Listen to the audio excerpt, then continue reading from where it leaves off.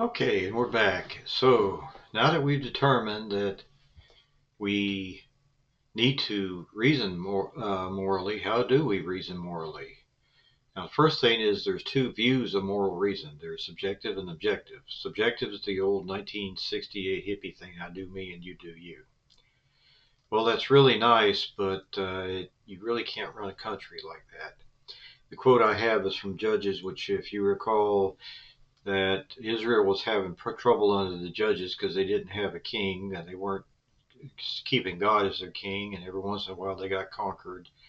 I also saw this when I was overseas because I was in a country that did not have an active court system. Basically, everybody did what they wanted to. Now, in contrast to that is subjective morality, where there is right and wrong, and that's independent of one person's opinions. And this is the foundation of moral codes such as the Ten Commandments. Okay, so we talk about views, now we talk about types of moral reasoning. Emotivism is basically says there's really no such thing as morals, it's just how you feel about a subject. And it denies right and wrong, says all are personal preferences. This approach has several difficulties, one of them being in what if your neighbor's personal preference is he thinks he's got a right to your property. So, and this is not a really common moral reasoning method.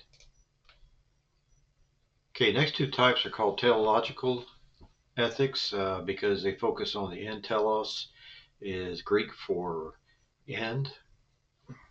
And the two types are utilitarianism and ethical egoism. Utilitarianism means you do the greatest for the greatest number of good. And in the proverb, it says, wise king winnows the wicked and drives the wheel over them. Well, that doesn't work out too well for the wicked, but for most of the people, that works well because then the people who do bad are punished. The people who do well are rewarded. Now, ethical egoism, rather than worrying about the good of the people, you worry about what's in it for me. And the Lord actually speaks to that.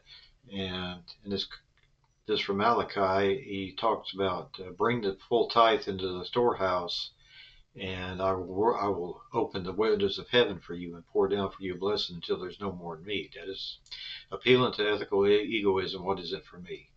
There's also the curses and the blessings in Deuteronomy 27:30 that also appeal to this approach.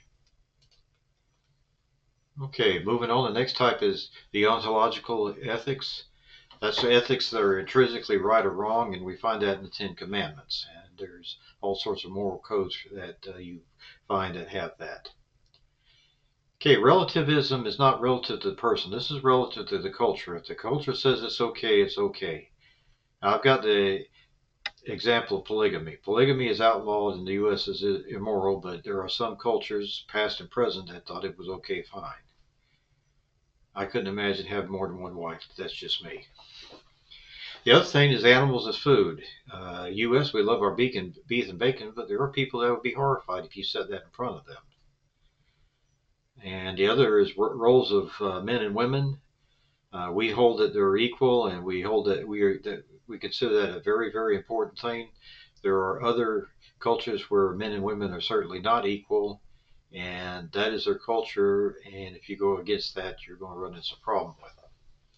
Okay, finally, the last type of ethics is virtue ethics, which is the emphasis on being rather than doing.